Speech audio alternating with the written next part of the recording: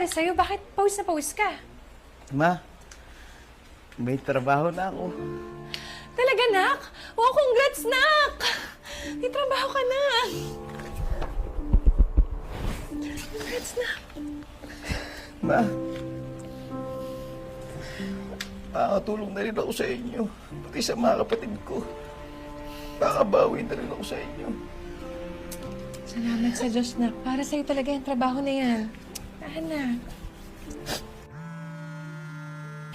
Tumatawag. Hello? Ano? Ma'am, kaano-ano niyo po yung pasyente?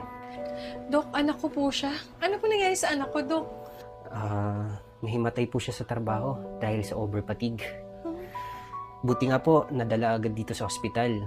Kung hindi, baka hindi lang overfatigue po ang natapon niya.